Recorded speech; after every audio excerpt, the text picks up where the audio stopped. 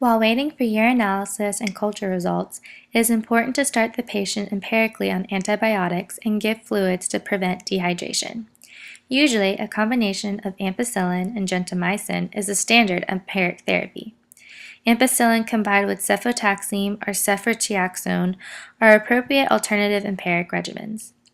Antibiotic therapy, whether IV or oral, should immediately be changed to the sensitivities of the identified pathogen once the results are available. If there is no growth on a properly obtained urine culture, antibiotics should be discontinued. The duration of IV therapy is based on the severity of the disease and how rapidly the patient responds to the initial therapy. It's usually from 48 to 72 hours. If patient is clinically improving, IV antibiotics can be discontinued and the patient can transition to oral antibiotics, but they must be afebrile for more than 24 hours. It is typically recommended that patients continue antibiotics for a minimum of 10 days. This is a list of parenteral antibiotic therapy options for acute pyelonephritis. And these are a list of oral antibiotic therapy options for acute pyelonephritis.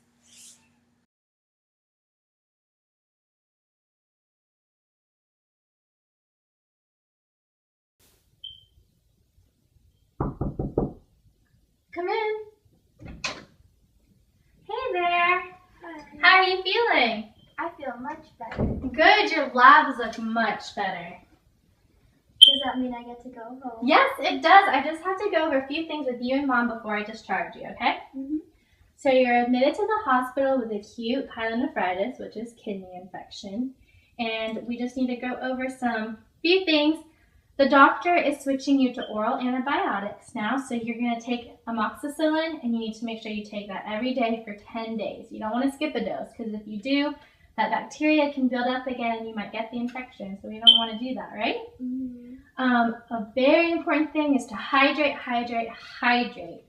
You need to drink at least 6 to 8 glasses of water a day, okay? Things I recommend is eating fruits and vegetables because that has a lot of vitamins and nutrients and minerals that help fight the infection, and just keep your bacteria in your body in check.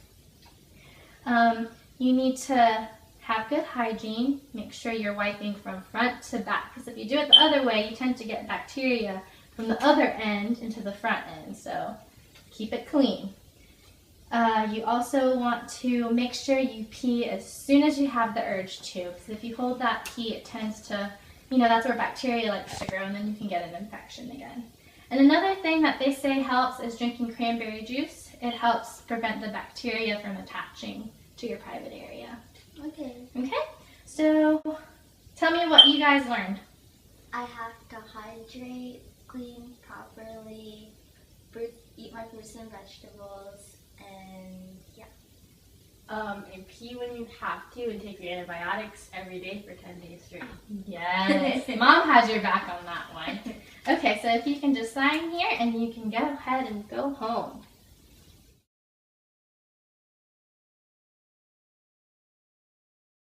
There are many different ways in which you can reduce your risks of getting kidney infection. Make sure that you hydrate. Drink at least 6 to 8 glasses of water each day. Ensure to flush out the infection causing the bacteria from your body. There is no specific diet for kidney infection that a patient is asked to follow, but eat a healthy diet. That means contain a low amount of sodium or limit your intake of protein. Fruits and vegetables are highly recommended because they give your body vitamins, minerals, and nutrients it requires to fight off infection. Fruits are high in vitamins, especially papaya, oranges, and watermelons. Berries are a rich source of antioxidants, which enable your body to protect itself against bacteria. Vegetables that contain vitamins such as cucumbers, legumes, and celery are also helpful in fighting infection. Fermented milk products like yogurt and buttermilk contain healthy bacteria to support your digestive system. The protein in these foods also strengthen your immune system and help your body tissue recover.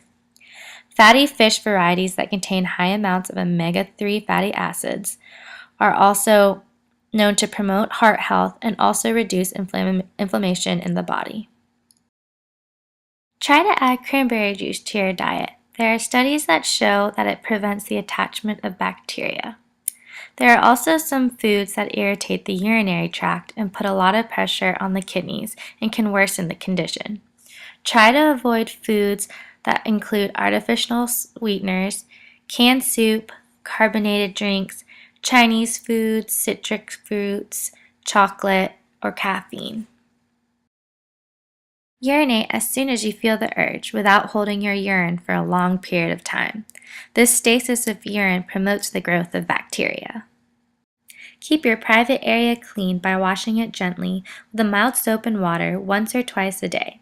This helps get rid of the bacteria in those areas. And after using the toilet, make sure that you wipe from front to back instead of the other way around to prevent any bacteria from getting into the urinary tract from the anal area.